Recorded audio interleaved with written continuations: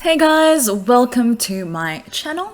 Today I will be going through my March book reads. I'm going to be wrapping up the books that I read in the month of March.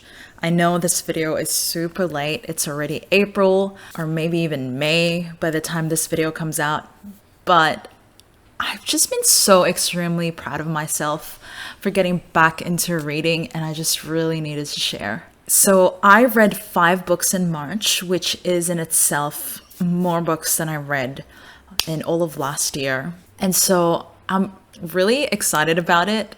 And I've been wanting to get back into reading for such a long time, but I haven't been able to because I haven't been in the right headspace. I haven't had the mental and emotional capacity, energy for it. But finally I'm here. I'm back in the groove. I've been reading so many books, and I just wanted to share with you guys because reading is so fun. And yes. So without further ado, let's get on with it. And starting with the first book that I read, the book that got me back into reading was Life's Too Short by Abby Jimenez. This book is definitely an easy and enjoyable romance read. And again, it is the book that helped me ease back into reading. It's a romance novel that lightly touches upon themes of terminal illness, death, and grief. It had, points in there that you really end up thinking about. Though I do think these could have been explored more as opposed to just being used as a plot driver. But yeah, anyway, this book was also really funny at times. And you know what? The chemistry between our two main characters, I thought was just so good. Like the way that their relationship developed from being friends to kind of more than friends. I thought that was really well done by Abby Jimenez, and so I thought that was really great. However, I did think the plotline was a bit unrealistic. As our two main characters are a famous rich YouTuber and a rich lawyer who end up by chance meeting each other because of a crying baby. And so if you ever read this book, just romance novels, those tropes, it's not always the most realistic, but it's good. After first reading this book, I initially ended up giving it like a 4 out of 5. However, now in hindsight, especially after reading all the other books that I've read so far, I would probably bring it down to around a 3.8 stars. I do still think that it is a very good book and it's an easy read, and I would still definitely recommend it for romance genre fans, but I was just going to bring it down a little bit. Anything like above a 3.5 for me is like still a good book. Yeah, so don't take that as a bad kind of feedback for this book, no. The second book that I read in March was Arsenic and Adobo by Mia P. Manansala. And this book was a first for me in like so many different levels. It was the first book, I believe, that I've read written by an author that comes from a Filipino background. It was also my first murder mystery book. And it's also the first book that I've read with a Filipino character as its main protagonist. So again, so many different firsts for this book. When I first started reading this book, I actually struggled a little bit. And so I'm not sure whether it's because of Manansala's specific writing style. Maybe it's the way that the genre kind of just plays out.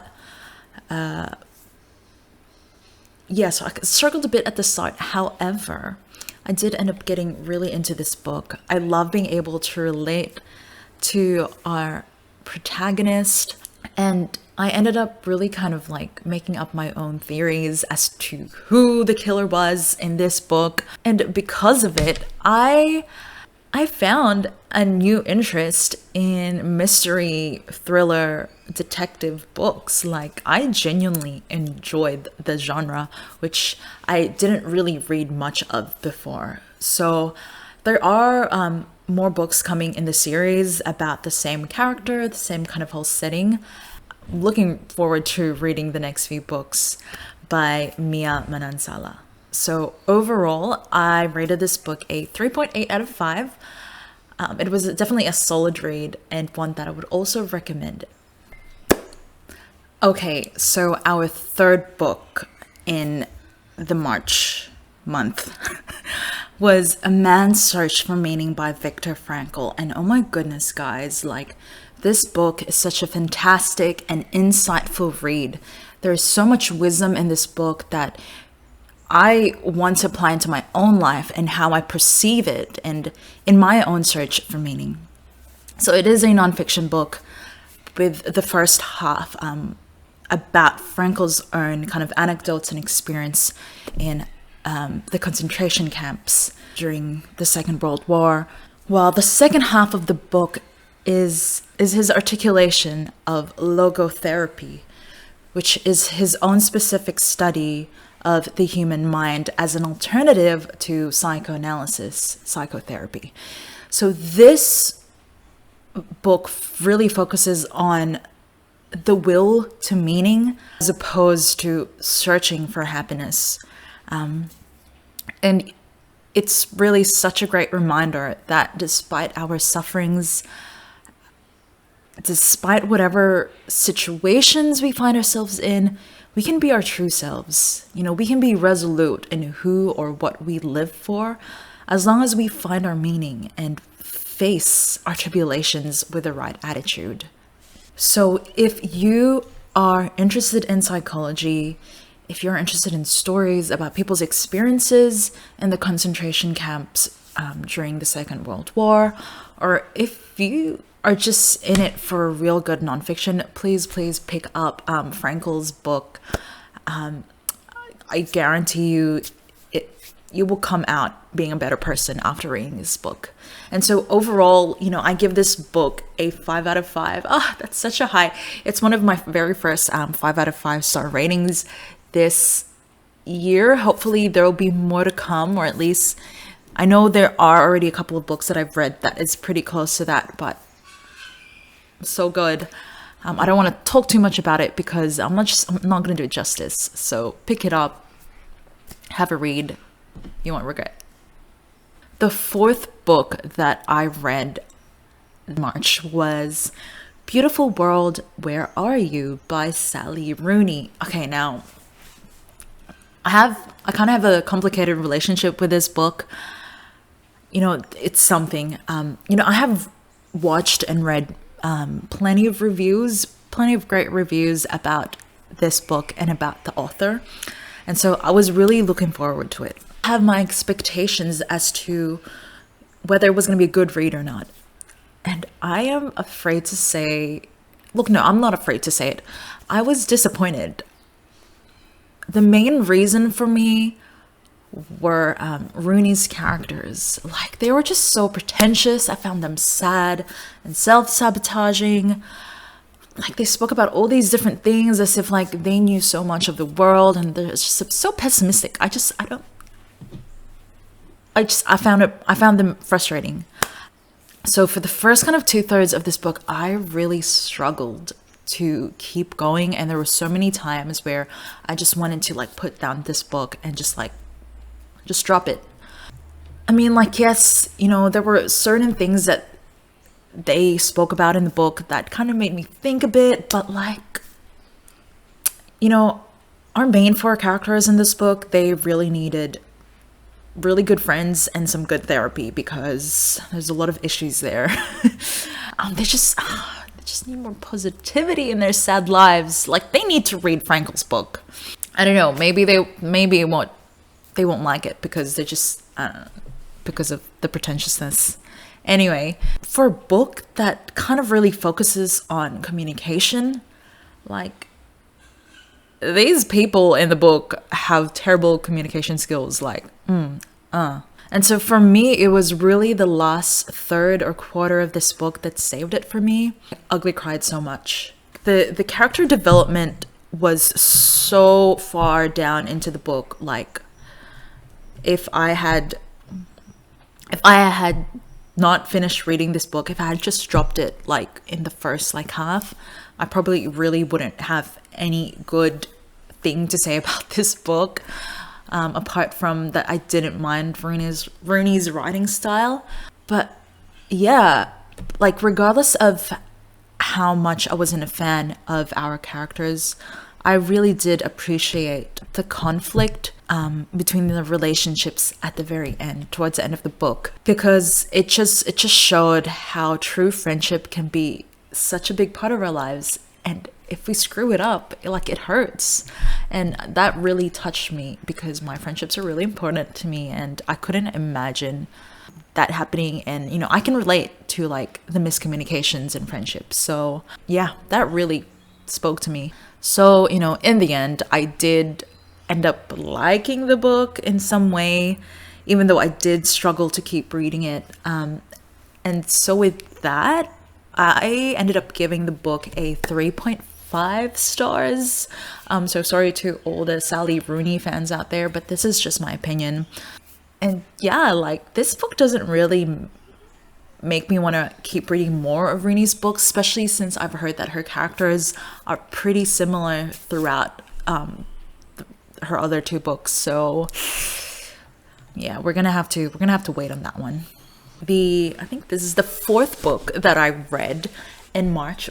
Was it the fourth? I think this is the fifth book. The fifth book was Parenting for Character by Andrew Mullins. So it is a parenting book, another nonfiction, and I'm not a parent. I am not expecting, but I did end up reading this book because I was using it to prepare for a talk that I was giving at this little club thing that I do with my friends. But in saying that, even though I'm not a parent, even though I'm not expecting, I've never been, I really think it is such a relevant book. And whether or not you are a parent, like, I reckon everyone should read it because it gives you a better insight to what it means and what it takes to nurture like little humans to grow up as good human beings. It shows you that parenting is no joke. It is hard, but also there's so much beauty and just joy to take out of it. And at the same time, when I was reading this book, it made me reflect upon my own upbringing and my own character. Like, how do I carry myself? How do other people see? Like, what do they get out of me? Like, am I someone that builds virtue and good habits to my friends or to the younger people around me, to my siblings? Yeah, so it's really good. Recommend. The main points of this book are about, you know, building strong values in children and using those as foundations for good, healthy habits. It's about virtue and it's about self-reflection. So yeah, this book is definitely a book that I'll be gifting to my friends that are expecting or are thinking of having kids, because I reckon it'll be such an awesome gift. So if you guys are thinking of gifts to give to your friends as well who are expecting, or to your parents, I don't know. Definitely Parenting for Character by Andrew Mullins. I give this book a 4 out of 8, another high one. Yeah, and I'm a fan. And with that, I conclude my March reading wrap up. It has been a great month filled with fiction and nonfiction reads in different genres. And so I am so excited. I am about to make my April book reading wrap up soon as well. So stay tuned for that one. It's going to be exciting. And then May is coming up. There's so many books I want to read. So just stay tuned to what's coming in my channel. I'm going to be reading a lot. I'm going to be posting about books a lot more. And coffee and all sorts of things. I'm excited to just be making videos again. I'm excited to be reading again. Yeah, so I hope you guys enjoyed this video. Thank you for reaching all the way to the end if you are here. And yeah, I don't know. Comment down below if you've read any of the books that I've read. If you have any recommendations of what book I should read, just chuck it down there. And give this video a like and subscribe if you did enjoy it and you want to see more. But yeah, and with that, I wish you guys a great week, and I'll see you next time. Bye.